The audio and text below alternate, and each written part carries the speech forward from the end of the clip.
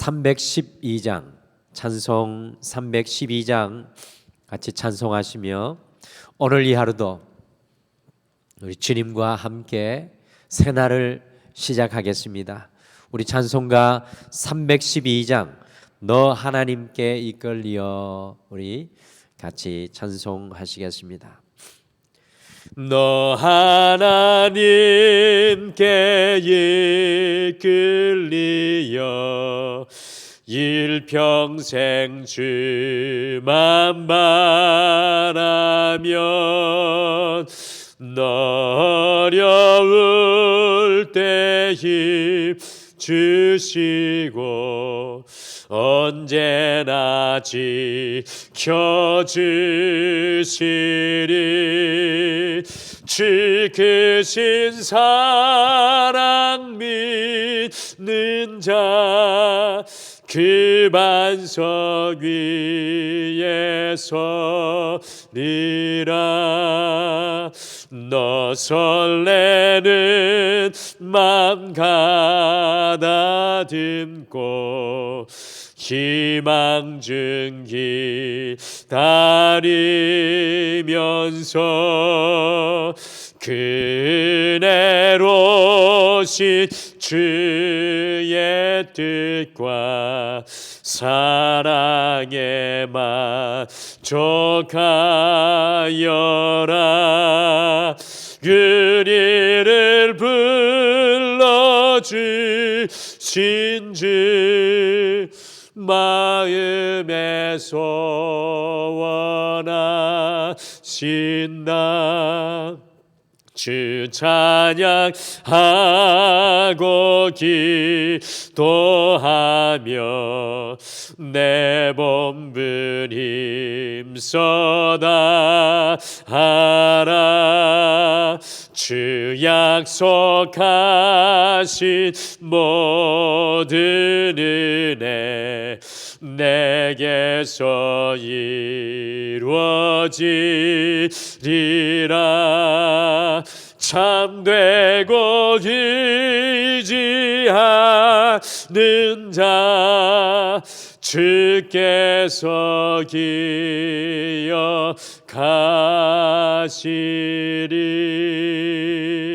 아멘.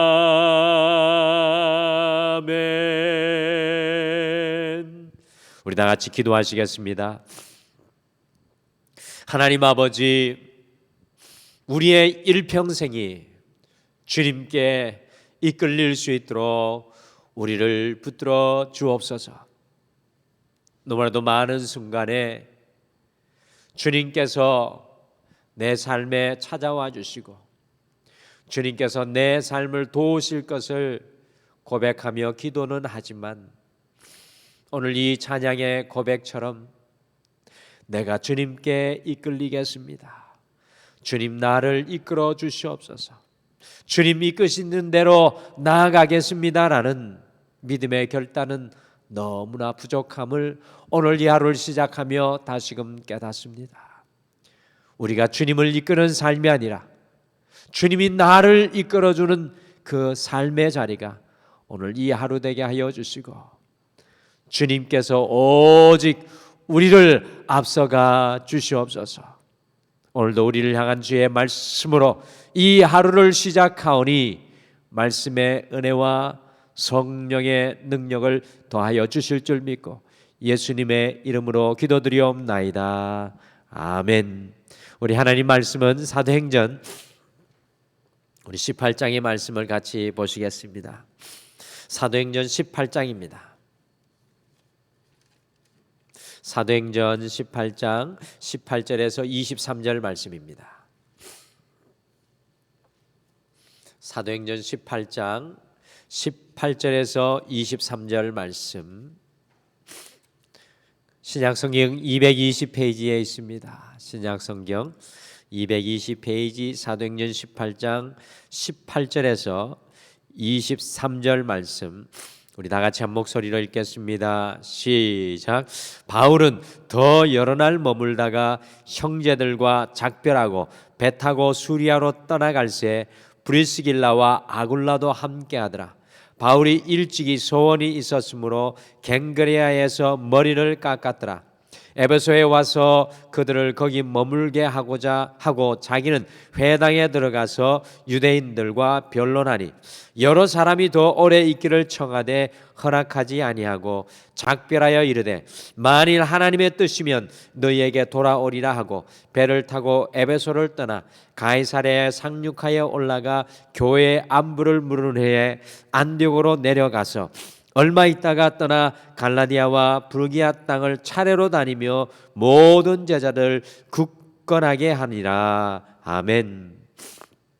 페르시아의 우화에 따르면 하나님께서 세상을 창조하실 때 이 4명의 대천사가 하나님께 질문을 하였다고 합니다. 첫 번째 대천사가 물었습니다. 하나님, 왜 세상을 만드셨습니까? 이것은 철학적인 삶의 태도를 대표하는 것입니다. 두 번째 대천사가 물었습니다. 하나님, 어떻게 세상을 만드셨습니까? 이것은 하나님을 향한 과학적 태도를 대표하는 것입니다. 세 번째 대천사가 물었습니다. 하나님, 제가 세상을 가져도 되겠습니까? 이것은 이기적인 태도를 대표하는 것입니다. 첫 번째부터 세 번째 대천사들의 질문을 받고 하나님께서 마음이 불편할 때 네 번째 대천사가 하나님께 이렇게 질문을 하였습니다. 하나님, 제가 세상을 조금 더 낫게 만드는 일에 도움이 될 수 있을까요? 이것이 바로 성도의 태도를 대표하는 것입니다. 그리스도인은 어떤 곳에 있든지 무엇을 하든지 하나님, 제가 세상을 조금 더 낫게 만드는 주님의 도구가 될 수 있겠습니까? 라는 질문을 품고 살아야 합니다. 내가 세상 속에 하나님의 도구 되는 것, 이것이 우리의 소원이 되어야 합니다. 하나님, 제가 우리 가정을 조금 더 낫게 만드는 주님의 도구가 될 수 있겠습니까? 하나님, 제가 우리 교회를 조금 더 낫게 만드는 주님의 도구가 될 수 있겠습니까? 하나님, 제가 속한 이 공동체를 조금 더 낫게 만드는 주님의 도구가 될 수 있겠습니까? 성도인 우리는 언제 어디에 있든지 하나님의 아름다운 일을 이룰 수 있는 하나님의 도구 되기를 소원해야 합니다.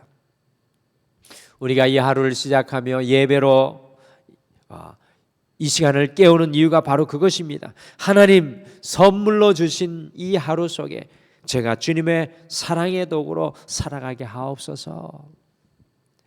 오늘 우리는 2차 전도여행 마지막 끄트머리에 서서 고린도에서 1년 6개월 복음을 전하고 에베소에 잠시 들렀다가 다시 처음 사도 바울이 파송받았던 안디옥 교회로 돌아가는 이 바울을 우리가 만나게 됩니다. 이 말씀 속에서 하나님의 도구로 사용되는 사도 바울의 삶의 자세를 엿볼 수 있습니다. 이 사도 바울은 그의 인생기 전반기에는 자기의 뜻대로, 자기의 원함대로, 자기의 명예와 자기의 성취를 위해 살았지만 사도 바울의 인생의 후반기는 오직 주님의 도구되어 그의 인생이 사용되는 것을 보게 됩니다.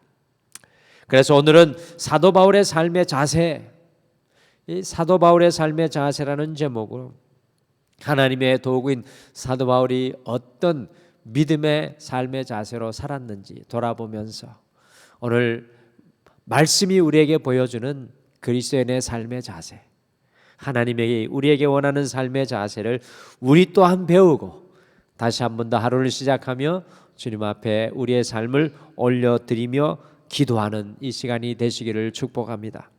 첫째, 하나님의 도구인 사도 바울은 단호한 결단의 사람이었습니다. 사도 바울에게는 인생의 매 페이지가 주님 앞에 결단하는 삶이었습니다. 우리 사도행전 18장 18절 말씀 같이 함께 읽겠습니다. 시작. 바울은 더 여러 날 머물다가 형제들과 작별하고 배 타고 수리아로 떠나갈새 브리스길라와 아굴라도 함께 하더라. 바울이 일찍이 소원이 있었으므로 갱그리아에서 머리를 깎았더라. 18절 후반절에 보시면 사도 바울이 1년 6개월 고린도에서 사역을 마치고 갱그리아라는 외항의 해변가에서 머리를 깎았습니다. 제가 터키 그리스의 성지 순례 갔을 때 그 사도 바울이 머리를 깎았던 해변가에 가보았습니다. 참 감회가 새로웠습니다. 왜 다시 안디옥으로 돌아가면서 사도 바울이 머리를 깎고 있습니까? 그 바로 앞부분에 보시면 바울이 일찍이 소원이 있었으므로 라고 설명하고 있습니다. 이것을 잘못 읽었으면 고린도를 떠나면서 무엇인가 결심하고 머리를 깎았다라고 생각할 수 있는데요, 그 반대입니다. 사실 사도 바울은 에베소에서 에베소 교회를 세웠고요, 또 빌립보에서 빌립보 교회를 세웠고, 데살로니가에서 데살로니가 교회를 세운 이후에 여러분들과 함께 보았던 아덴, 곧 아테네에서는 교회를 세우지 못했습니다. 그리고 고린도에 가서 복음을 전하였는데, 그 고린도에서 복음을 전하며 이 나실인의 소원, 곧 머리를 깎지 않고 하나님의 복음을 더욱 담대히 전할 것이라는 소원, 결단을 하였습니다.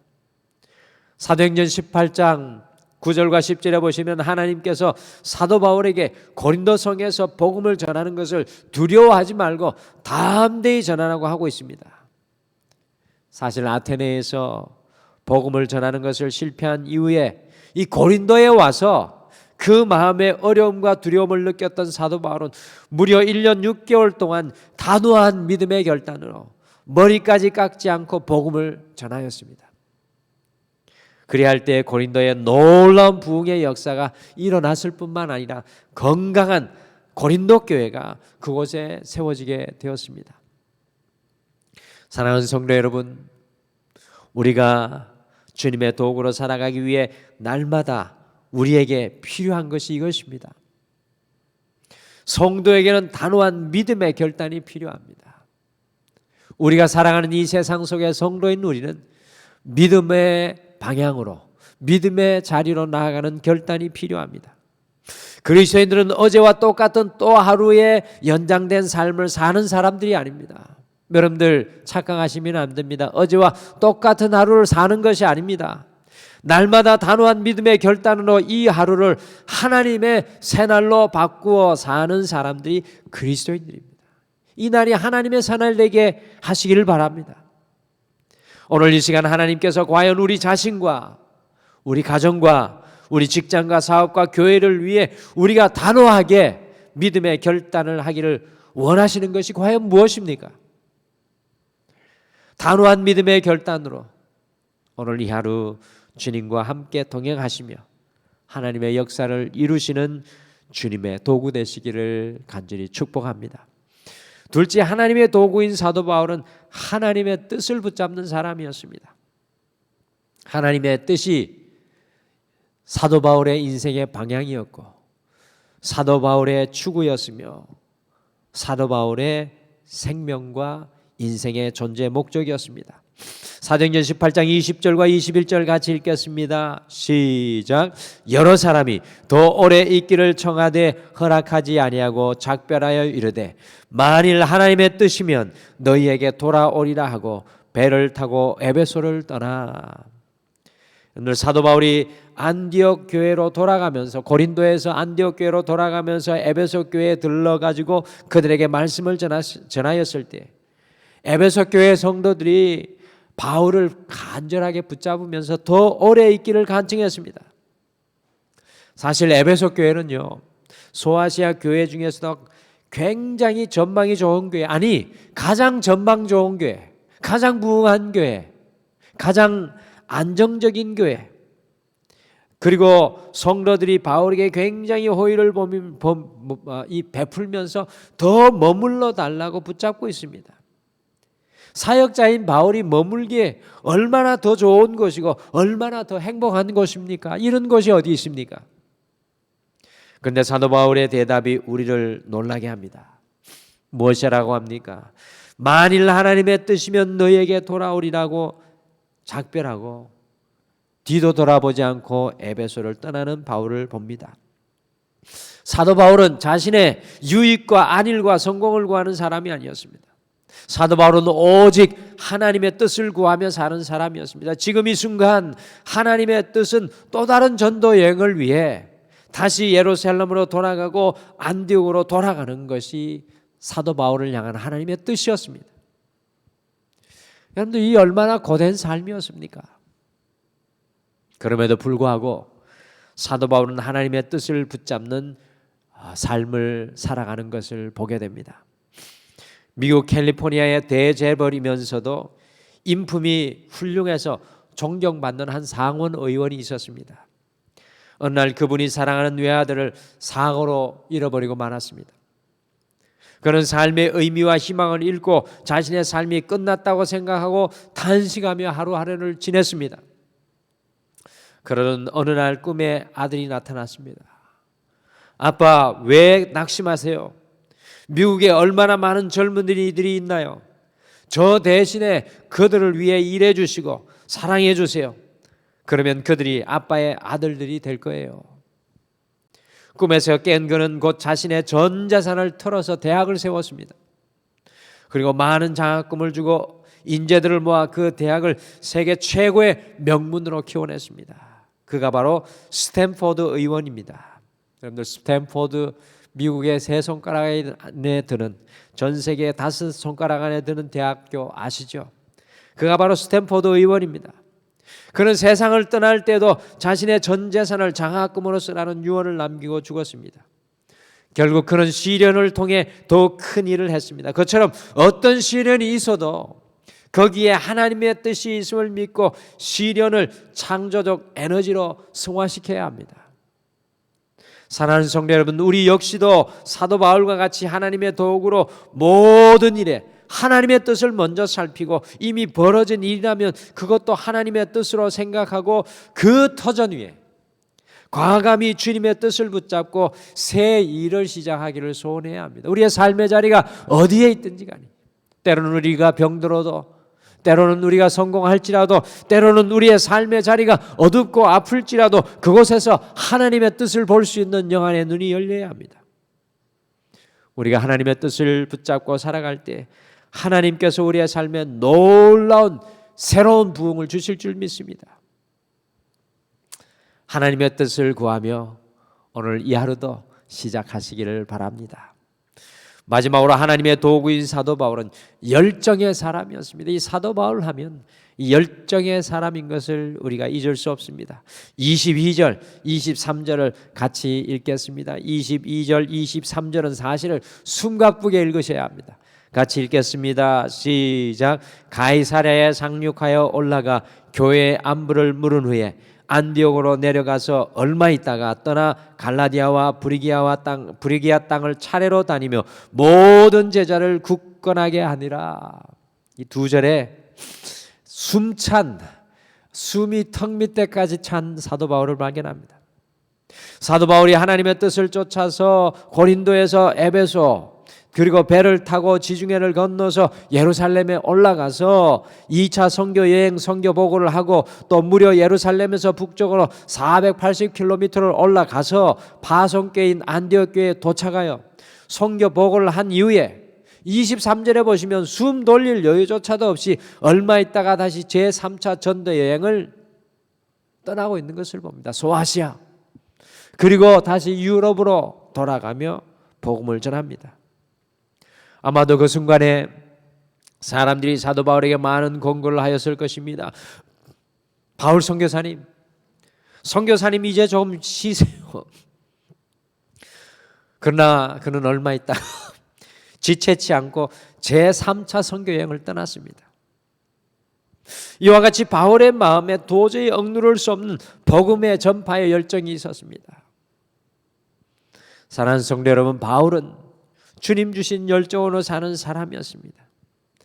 하나님의 사람은, 하나님의 도구는 하나님의 열정의 불이 꺼지지 않는 사람입니다. 오늘 이 하루 시작하면서 내 안에 하나님 주신 뜨거운 열정의 불이 타오르고 있는지 우리의 마음을 살펴보십시오. 모세가 그러하였습니다. 그의 인생의 눈을 감는 순간까지 하나님의 길을 달려갑니다. 다윗이 그러하였습니다. 사도 베드로가 그러하였습니다. 바울이 그러하였습니다. 과연 우리는 주님의 열정을 품고 살아가고 있습니까? 세상의 실패로 인해 우리의 마음의 불이 다 꺼져가고 있지는 않습니까? 이 사랑의 열정, 섬김의 열정, 전도의 열정, 믿음의 열정으로 살아가고 계십니까? 오늘 이 하루 주님 주신 열정으로 가정에서, 일터에서, 모든 곳에서 주님의 불이 되어 살아가시기를 바랍니다.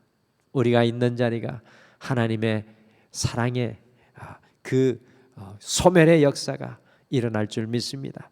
오늘 이 하루를 시작하면서 하나님의 도구인 사도 바울의 삶의 자세를 우리 또한 가슴속에 품고 우리의 삶의 자리로 다시 나아갑니다. 사도 바울은 단호한 믿음의 결단으로 살았습니다. 여러분들은 어떻게 사시겠습니까? 사도 바울은 하나님의 뜻을 붙잡고 살았습니다. 여러분을 향한 하나님의 뜻은 무엇입니까? 사도 바울은 주님의 열정으로 살았습니다. 여러분 안에 주님 주신 열정이 여전히 타오르고 있습니까? 오늘 이 하루 단호한 믿음의 결단으로, 주님의 뜻으로, 주님의 열정으로 어제 지나간 똑같은 날을 걸어가는 것이 아니라 주님 주시는 새 날을 만들어 가시는 사랑하는 우리 등말의 모든 가족들 되시기를 간절히 축복합니다. 우리 다 같이 기도하겠습니다. 하나님 감사합니다. 주님 주신 삶과 생명이 오늘 우리에게도 여전히 변함없이 주어지고 이 놀라운 하나님의 은혜가 우리 앞에 오늘도 예비되어 있습니다. 주님 많은 날을 걸어왔던 것처럼 오늘 이날 하나님 없는 삶이 아니라 사도 바울과 같이 하나님을 가슴에 품고 오늘 결단하기를 소원하는 하나님의 결단, 믿음의 결단으로 주님의 뜻으로 주님 주신 뜨거운 열정으로 오늘 이 하루 우리의 마지막 눈을 감는 순간까지 살아가게 도와주시옵소서.